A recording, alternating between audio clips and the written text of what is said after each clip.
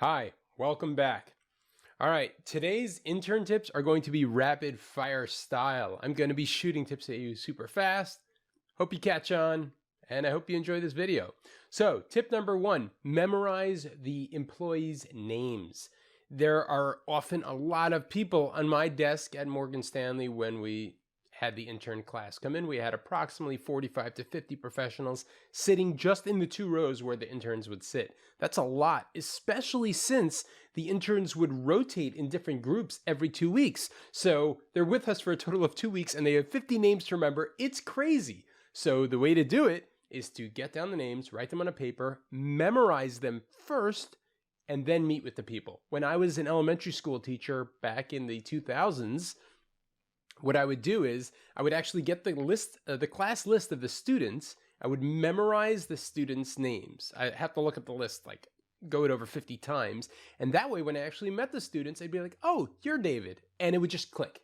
And I wouldn't have to think about it again. So memorize the employees' names. It'll make you feel more like a member of the team and less like one of those straggler interns who's kind of wandering around, where am I? You don't want to be that. You want to be the person who feels like part of the group. And that will only happen if you know everyone's name. And not to mention, if you're speaking to a senior manager and you can say, oh, Samantha told me this, or Sarah told me this, or David was suggesting this. It's very easy to do that if you actually know everyone's name. Tip number 2. Your Zoom setup. Now, I know people are back in the office, and being back in the office makes Zoom a little less relevant. But the fact is, either a new strain, a new variant might show up, or there just might be a day where people are working from home. I find that Zoom setups really demonstrate professionalism. And something like this is pretty awesome because it's clean and neat. You don't see the mess in the front of the room, but there's a much easier solution to that, and that is to get a green screen behind your chair. You can get these strap-on circular green screens. They cost like $25 or $30. You can get a clip-on mic for $20 on Amazon. And I actually have kitchen undermount lighting, which costs like $17 each set on Amazon. You can get a nice, well-lit green screen and mic setup for under $100 on Amazon. And the result would be, on a team meeting, you will look and sound the most professional from everyone. It goes a long way to show that you care and that you're attention detailed and professional. So I think it's pretty cool. Number 3. Carry a pen and paper with you everywhere.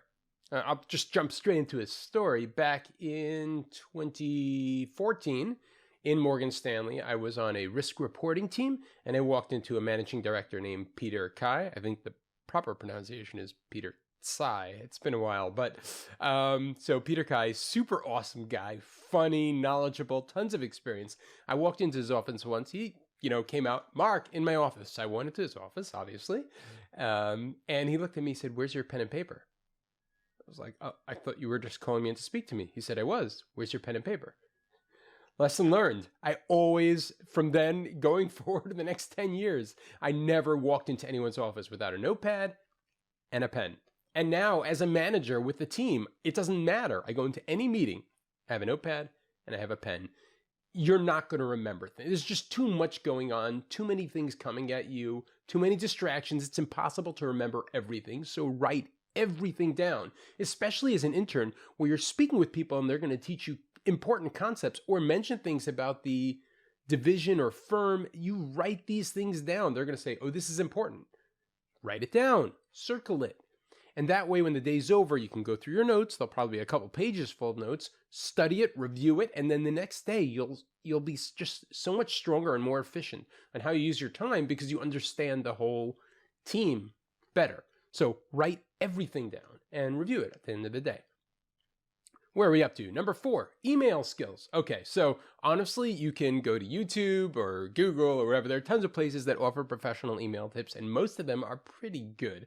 I'm going to throw a few out here that I think, noobs make, and especially as an intern, you don't want to be the one to make that mistake. So first of all, if you're going to say that there's an attachment attached, make sure there's an attachment attached. This kind of happens a lot. It's silly, but yeah. The way I kind of combat this is I always write and in fact, everything I'm going to tell you, the way I combat it is the same way, which is I write the email first, then I put the subject, and only then do I put in the two do I write who the email is going to. That way I don't by mistake put a bunch of email addresses in some pretty important people and hit send before reviewing it. So until I've done a final review and made sure everything was attached and everything looks good, I don't actually put the names in the to box.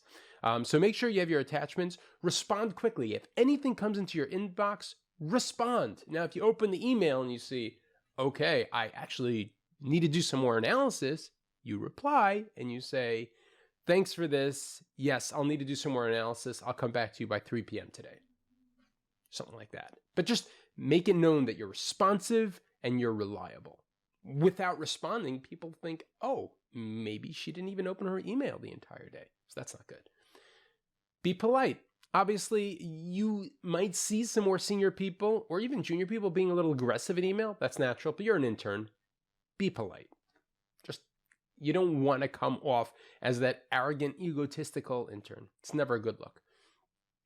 Don't break up threads. Everyone hates that person who branches off the email into a different thread. It's sad that we're still dealing with emails because threads are awful, but they exist. So if people are replying to a thread, even if it's like making a lunch order, make sure you're on the thread and you don't break off into a different path.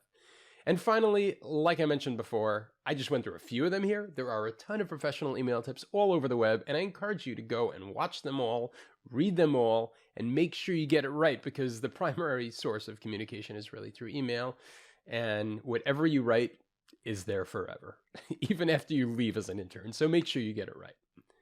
All right, last tip of the day is to keep track of your goals. Usually, I would suggest just doing this in Excel. A lot of you are probably familiar with Notion and already started setting up your dashboards in Notion. If you've done that, that's probably even better. But if not, just have a Google Sheet or an Excel sheet and have tabs for different topics. Do not commit things to memory. So a few things. Let's say you made a goal for yourself to meet with 5 new people on the team in a week. It's great to make goals like that. Okay, so you're going to meet 5 new, let's say, vice presidents every week. Are you being successful? Who have you met with? All of that should be on a sheet so you can actually track and see how successful you're being. That's pretty cool. How about skills? How about topics and concepts? You're on a trading desk. There are a bunch of trades you're not familiar with. Maybe you're on more of a quant team and you've learned all sorts of derivative methods. Write it all down. Not the actual methods or details that you'll keep on your notepad, but high level, which concepts, which topics, which skills you need to learn, which skills you successfully learned. This is a way you can keep track, make sure you're constantly moving forward and succeeding.